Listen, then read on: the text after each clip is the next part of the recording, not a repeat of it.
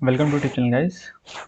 अब एक बार के लिए देखते हैं क्या डेटा सेटअप है, किन किन चीज़ों पे ध्यान रखना है, ग्लोबल मार्केट कैसा। ओके, तो देखिए सबसे पहले यूएस मार्केट आज थोड़ा कूल ऑफ कर रहा है। ओके, आज थोड़ा मैं ना जो रिवर्सल हो रहे हैं कुछ सेक्टर्स और स्टॉक्स में उस पर बात करेंगे, तो बहुत ही मुझे लगता है इंपॉर्टेंट वीडियो है आज का, ध्यान से सुनिएगा। देखिए नेस्डेक थोड़ा डाउन है आज, डाउ भी ऊपर से करेक्ट हुआ है। देखने वाली बात यह है, विक्स बढ़ा है 10%। अब क्यों बढ़ा है? इसलिए बढ़ा है कि फेड चेयर की आज स्टेटमेंट है। अब देखना यह है कि वो इंटरेस्ट रेट पे क्या बात करते हैं। अभी कुछ लोग बात कर रहे हैं कि हो सकता है इस मई वाली पॉलिसी में सीधे 0.75 बढ़ जाए। ओके, कुछ कह रहे हैं 0.25 बढ़ जाए, लेकिन मार्केट ने पहले से ही 0.50 फैक्टर इन कर ली है, तो बहुत ज्यादा पैनिक की मुझे लगता है जरूरत है नहीं। ओके, क्योंकि इंटरेस्ट रेट बढ़ रही है सबको पता है, और अब ये नया नहीं है, ये फैक्टर इन हो रहा है। तो अभी उनके स्टेटमेंट से पहले थोड़ा डर है, अगर उन्होंने कुछ हॉकिश स्टेटमेंट दे दिया तो फिर मार्केट का करेक्ट होना तय है, उसमें कोई इफ एंड बट नहीं है। ओके, क्रूड में ऐसा कोई बड़ा मूव है नहीं। यूएस की 10 ईयर की अगर आप बॉन्ड यील्ड देखेंगे,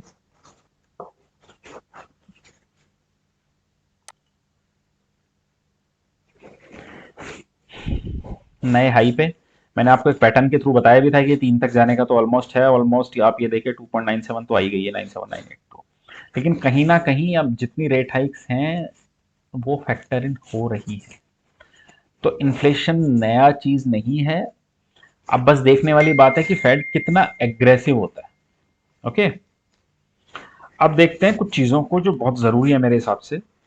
देखिए पहले मैं कुछ बड़े स्टॉक्स पे बात कर लेता हूं। सबसे पहले डेटा बता देता हूं आप लोगों को। इंडेक्स में लॉन्ग लेके गए फ्यूचर में 6000, शॉर्ट 5000। स्टॉक में अब देखिए, स्टॉक स्पेसिफिक लॉन्ग है 24,000 कॉन्ट्रैक्ट्स, बहुत सही है। पुट सिर्फ 6000। ऑप्शन क्रेडिट का कोई रिलेवेंस नहीं है आज क्योंकि एक्सपायरी थी। ओके, तो डेटा पॉजिटिव है। अब जिन लोगों ने हमारा लास्ट वीडियो देखा होगा कल के मूव से पहले, तो देखिए डेटा रीडिंग कितनी जरूरी है ये उस दिन आपको समझ में आ गया होगा कि कैसे ऊपर जाने के बाद में भी शॉर्टिंग हुई, और जब मार्केट नीचे करेक्ट हुआ तो उन्होंने शॉर्ट कवर किए, और उसके बाद क्या हुआ है फाइज ने जब शॉर्ट कवर किए। अब देखिए ऑलमोस्ट ऑलमोस्ट 300-400 पॉइंट का निफ्टी ऊपर की तरफ मूव दे चुका है, शॉर्टर स्ट्रैप हो गए। ओके, इसलिए डेटा के अगेंस्ट में काम कभी मत कीजिए। डेटा और चार्ट के कॉम्बिनेशन से ही ट्रेड करने चाहिए। प्रोबेबिलिटी 70-80% इसमें रहती है, डेफिनेटली एसएल हिट होंगे, बट यही सही तरीका है काम करने का। ओके, अब बात करते हैं देखिए कुछ बड़े स्टॉक्स की। निफ्टी पे एक बार मैं जल्दी से बात कर लूं, क्योंकि निफ्टी पे देखिए जैसा फेड इसका डाउ का मूव आएगा उसके अकॉर्डिंगली रहेगा, लेकिन एक बार के लिए जो गैप है ये फिल होना चाहिए। ये सब डिपेंड करेगा आईसीआईसी बैंक के रिजल्ट्स पे, जो इस I think if I am not wrong तो इस सैटरडे को आने वाले हैं। अगर हुआ तो ऊपर का जो गैप है ये फिल हो जाना चाहिए, जो 34,300-400 के बीच में आता है। ओके, सो ये डिपेंड करेगा आईसीआईसी बैंक के रिजल्ट पे। अदरवाइज क्या है, मार्केट अब एक रेंज बाउंड एक्शन में रहेगा, 17,000 से लेके 17,500, ऊपर निकला तो फिर 17,800-900। ओके, अभी बहुत बड़े मूव की जरूरत नहीं है, लेकिन एक लेवल आप ध्यान रख लीजिए निफ्टी में, जो मैं आज ही आप लोगों को बता देता हूं। अगर निफ्टी इस बार 17,900 के ऊपर की क्लोजिंग देता है, तो बहुत ज्यादा प्रोबेबिलिटी है कि हम इस बार फिर लाइफ हाई पे जाएंगे। अगर 17,900 की क्लोजिंग देता, बहुत दूर की बात है, मैं वैसे ही एक लेवल आपको बता रहा हूं। ओके, क्योंकि फिर एक नया चार्ट फॉर्मेशन होगा उसके बाद में। ओके, सो 17,900 पे आपको ध्यान रखना है।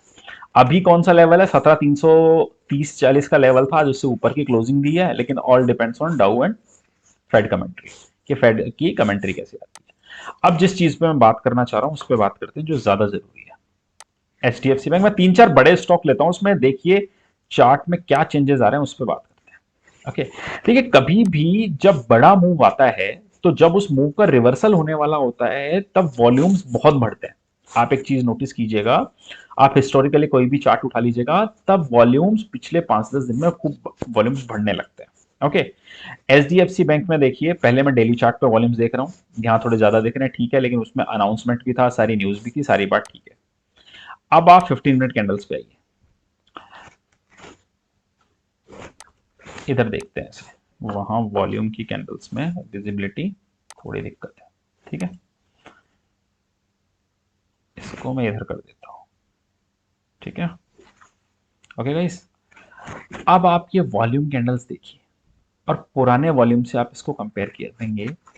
अब आप देखेंगे कि धीरे धीरे वॉल्यूम बढ़ के ऐसा लग रहा है कि अक्यूमुलेशन हुआ और आज एक बहुत बहुत बड़ी वाली बल्क डील हुई नीचे के लेवल्स पे एचडीएफसी में। बहुत ज्यादा हायर प्रोबेबिलिटी है कि अब जो लो बना था वो एक बार के लिए सेव होना चाहिए एचडीएफसी बैंक में। मैं एचडीएफसी की बात नहीं कर रहा हूँ, एचडीएफसी बैंक में, क्योंकि एचडीएफसी में अभी भी वो वॉल्यूम्स नहीं दिख रहे हैं। ओके, लेकिन एचडीएफसी बैंक में वो वॉल्यूम्स दिखाई दे रहे हैं, इसमें उस एग्रेशन वाले वॉल्यूम्स नहीं है। ये एक स्टॉक हुआ। दूसरा स्टॉक जो मुझे लगता है आप लोगों को ध्यान देना चाहिए, मैंने लास्ट टाइम भी कहा था, LTI, Larsen and Toubro infotech. आप एक चीज देखिए, बहुत हाई वॉल्यूम हुआ पिछले साल अक्टूबर में, इसके रिजल्ट के पास में। ओके, उसके बाद से वॉल्यूम ठीक है, जो एवरेज वॉल्यूम आते हैं ऑन एन एवरेज वही वॉल्यूम चल रहे थे। अब आप देखिए इसके वॉल्यूम में पिछले 4-5 दिन से क्या हो रहा है, बहुत जबरदस्त वॉल्यूम है और डेली बेसिस पे वॉल्यूम बढ़ रहा है। आप इसका 15 मिनट चार्ट देखिए, आप यहाँ पे एक वॉल्यूम का मीडियन दिख जाएगा आपको, और यहाँ पे आपका वॉल्यूम का अक्यूमुलेशन देखिए। अगर ये वॉल्यूम के अक्यूमुलेशन सॉरी मुझे टॉप पे दिख रहा होता तो ये समझ में आता कि कुछ बेच रहा है कोई। अब ये जो वॉल्यूम्स नीचे के लेवल पे अगर आप देखेंगे 7,500 से आज 5,000 स्टॉक आ चुका है, 30% से ऊपर का करेक्शन है। ओके, वहां पे जब ये वॉल्यूम के अक्यूमुलेशन हो रहे हैं तो कुछ तो इस स्टॉक में हो रहा है। आई डोंट नो कि वो मर्जर की वजह से है क्या है, लेकिन सेलिंग प्रेशर भी बहुत ज्यादा है और नीचे के लेवल पे सेलिंग प्रेशर को एब्जॉर्ब भी बहुत तरीके से किया जा रहा है। ओके, आप लोगों को बस एक चीज क्या करनी है, देखिए आपका स्टॉप लॉस इसमें बहुत ही छोटा सा होगा। अगर ये 5,000 से नीचे की क्लोजिंग देता है तो आप लोगों को निकल जाना है। इसका मतलब ये है कि अक्यूमुलेशन हो रहा है, लेकिन कुछ बड़ा प्लेयर अच्छे से बेचने पे लगा हुआ है। हो सकता है जो रेशो आए, अभी तो कंपनी डिनाई कर दिया है, डिनाइल फेज में चली गई है, बट ऐसा ही होता है, कंपनी कभी भी एक्सेप्ट नहीं करती ये चीजें। जब न्यूज आती है तभी एक्सेप्टेंस आता है। तो हो सकता है इसके फेवर में ना हो। अगर 5,000 से नीचे जा रहा है तो देखिए ऑब्वियसली इनसाइडर प्लेयर्स को पता होगा कि किस फेवर में मर्जर रेशो जाने वाला है। हो सकता है उस वजह से जा रहा है, तो उस केस में 5,000 तोड़ देगा। और अगर इसके फेवर में आना होगा तो आई थिंक अक्यूमुलेशन चल रहा है, पैनिक दिखा के इसको बाय किया जा रहा है। दोनों में से एक चीज हो सकती है। अभी चार्ट पे कोई पैटर्न इमर्ज होके नहीं आया है, लेकिन ये जो अब नॉर्मल वॉल्यूम है ये कुछ इंडिकेशन दे रहा है, तो मुझे लगता है ध्यान रखना चाहिए। मेरा पर्सनल इन्वेस्टमेंट है, इस लेवल पे मैंने पैसा डाला है, ये मेरा डिस्क्लेमर है। Okay, may be I am wrong, लेकिन वो ऑब्वियसली वो थोड़ा सा मीडियम टू लॉन्ग टर्म के लिए। अब जिन स्टॉक्स की मैं बात कर लेता हूँ वो, उनमें लोगों का बहुत पैसा बना है, लेकिन मुझे लगता है कि आप लोगों को समझ जाना चाहिए इन स्टॉक्स में अब। ओके, अगर मार्जिन इनके डिसअपॉइंट कर गए इस क्वार्टर में, तो मुझे लगता है जैसे आईटी में 20-30% का ड्रैग आया है, इन स्टॉक्स में आ सकता है। पहला है हिंडाल्को। अगेन, हो सकता है सही गलत सारी बातें अलग हैं, मुझे लगता है स्टॉक एक बार के लिए 500 तो टच करेगा। बहुत ही बॉल टारगेट है। ये समझ लीजिए हर किसी का फेवरेट है, लेकिन चार्ट पैटर्न कुछ अलग ही इंडिकेशन दे रहे हैं। हेड एंड शोल्डर पैटर्न बन रहा है। मुझे लगता है 500 का लेवल इस स्टॉक में, 500 510 का लेवल एक बार इस स्टॉक में आ सकता है। आई डोंट नो, क्योंकि बनने में भी 2 महीने का टाइम लगा है पैटर्न को, तो हो सकता है टाइम लगे आने में, लेकिन आना चाहिए ये। तो मुझे लगता है मेटल्स में संभल के रहना चाहिए। और दूसरा एक और स्टॉक मैं आपको मेटल्स में बताना चाहूंगा। आप एक चीज और देखिए, नेशनल एल्यूमिनियम का स्टॉक है। ओके, अपन एक काम करते हैं, एक ट्रेंड लाइन इसमें ड्रॉ करते हैं। ओके,